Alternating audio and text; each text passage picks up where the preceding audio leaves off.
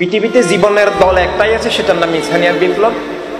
জীবনের সত্যের দল একটাই, মানবতার মুক্তির দল একটাই, আত্মার মুক্তি, জীবনের অধিকার স্বাধীনতার দল। জীবনের সংজ্ঞা, জীবনের ব্যাখ্যা, মানব সত্তাকে পুনরুজ্জীবিত করা, মানবিক দৃষ্টিকে আবার ফিরিয়ে আনা, সব মানুষের অধিকার স্বাধীনতা, ইজ্জত, নিরাপত্তা স্বীকার করা এবং প্রতিষ্ঠা করা, উদ্ধার করা, এবং সেই লক্ষ্যে যে মানবতার রাষ্ট্র ব্যবস্থা, মানবতার বিশ্ব ব্যবস্থা প্রতিষ্ঠা করা, এক গোষ্ঠীর রাজনীতি, পাশাপাতা, খুন, জুলুম, এই পরাধীনতার উদ্ধতা থেকে আত্মা জীবন জগৎকে মুক্ত স্বাধীন করার দল একটাই।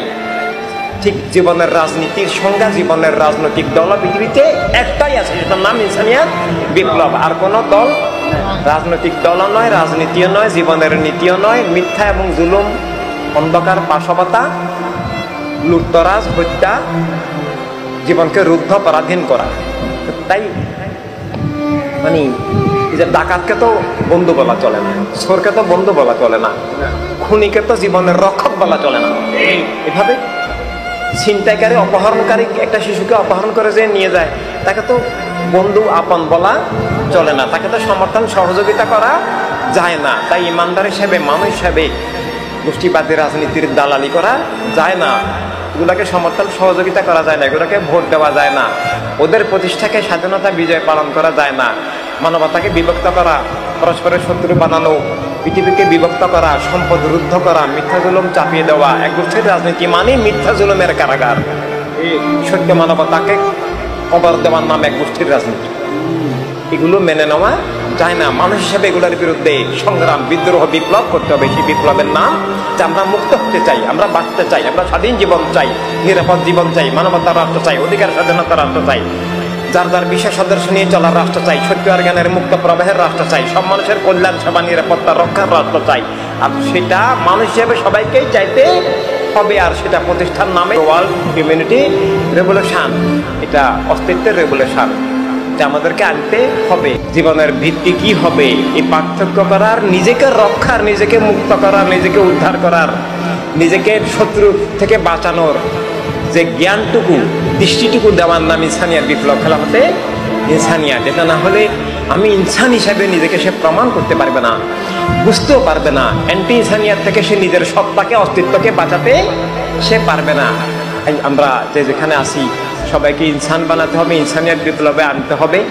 এবং ইনসানিয়াতের বাহিরে জীবনের সংজ্ঞা নাই, জীবন নীতি নাই, মানব জীবনের ব্যাখ্যা নাই, মানব সত্তা নাই, মানবিক দৃষ্টি নাই, মানবিক চেতনা নাই, মানবাধিকারের স্বীকৃতি নাই, স্রষ্টার নামে জীবন নাই, স্রষ্টার আলোকে জীবন নাই। ইনসানিয়াত বিপ্লবের বাহিরে মিথ্যা এবং জুলুমের আধার, মুলুকিয়তের দাসত্ব, তিন বাতিলের দাসত্ব, বস্তুর দাসত্ব, বস্তুর উপাসনা, এবং সব মানুষের বিরুদ্ধে যুদ্ধ করা, স্রষ্টার বিরুদ্ধে যুদ্ধ করা, সব মানুষেরকে মিথ্যার দিকে ধাবিত করার যে যুদ্ধ, সব মানুষেরকে, জীবনকে, জগৎকে নষ্ট করার যে প্রক্রিয়া, তিন বাতিলের মুলুকিয়ত, রাজনীতির নামে অপরাজনীতি, জীবন বিরোধী, সত্য বিরোধী, মানবতা বিরোধী, কুফর, খুন, জুলুমের বাতিল কায়েম থাকার, সত্য উৎখাত হওয়ার, মানবতা উৎখাত হওয়ার, মানবতার বিরুদ্ধে যুদ্ধ ছাড়া আর কিছু নাই। এই রাজনীতির নামে যে দস্যুনীতি, এগুলো রাজনীতিও নয়, জ্ঞানও নয়। জ্ঞান থাকলে, বিবেক বোধ থাকলে, ন্যায় অন্যায় বুঝলে সে বলবে রাষ্ট্র সবার, রাষ্ট্র এক গোষ্ঠীর হইতে পারে না। এক গোষ্ঠীর হওয়াটা অন্যায়, জুলুম, অন্যদের সবার জীবন স্বাধীনতা, অধিকার অস্বীকার করা। এক গোষ্ঠীর মানে খুন, জুলুম, অবিচারের আধিপত্য তৈরি করা, সত্যকে নিষিদ্ধ করা, মিথ্যাকে ক্ষমতার বলে চাপিয়ে দেওয়ার নাম এক গোষ্ঠীর রাজনীতি, এক গোষ্ঠীর রাষ্ট্র। আর বর্তমান বিশ্বের সব জায়গায় এটাই কায়েম আছে। তো এক গোষ্ঠীর রাজনীতি সত্য বিরোধী, জীবন বিরোধী, মানবতা বিরোধী অপরাধ। এক গোষ্ঠীর রাজনীতি সত্য বিরোধী, জীবন বিরোধী, মানবতা বিরোধী অপরাধ। আর এই অপরাধটাই, দস্যুনীতিটাই এখন রাজনীতির নামে কায়েম আছে। এটা রাজনীতি নয়। বর্তমান বিশ্বে জীবন, মানবতার রাজনীতি একটাই আছে, সেটার নাম ইনসানিয়াত বিপ্লব। এটা জীবন নীতি, জীবন নীতির একটা অধ্যায় হিসেবে রাজনীতি। এটা আত্মার নীতি, জীবনের নীতি, অধিকার স্বাধীনতার নীতি, রুটি রুজির নীতি।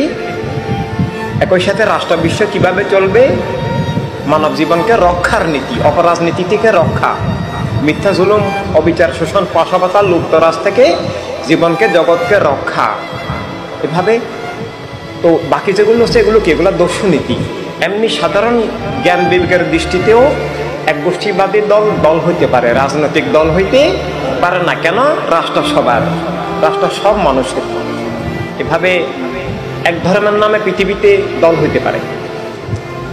যে কোনো ধর্মের অনুসারী লোক, ধর্ম হোক অধর্ম হোক যাই হোক, আমাদের দৃষ্টিতে উনি যেটাকে ধর্ম মনে করেন, উনি ওনার ধর্মের আচার অনুষ্ঠান পালনের জন্য, ধর্মের লোকদের সম্মেলন বা উৎসব করার জন্য, বা ওনার ধর্মকে তুলে ধরার প্রচার করার জন্য উনি ওনারা দলে সবাই মিলেমিশে একটা দল করবেন, অনুষ্ঠান পালন করবেন, এতে আমাদের কোনো আপত্তি নাই।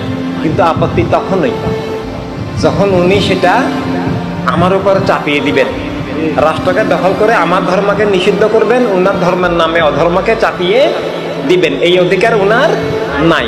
জীবন জগতের মালিক উনি একা নন, সব মানুষ যার ধর্ম নিয়ে সে চলবে, কারো উপরে কেউ চাপিয়ে দিবে না, অন্যটা কেউ নিষিদ্ধ করতে পারবে না, যারটা নিয়ে সে চলবে। কিন্তু সেই চলারও একটা সিস্টেম আছে।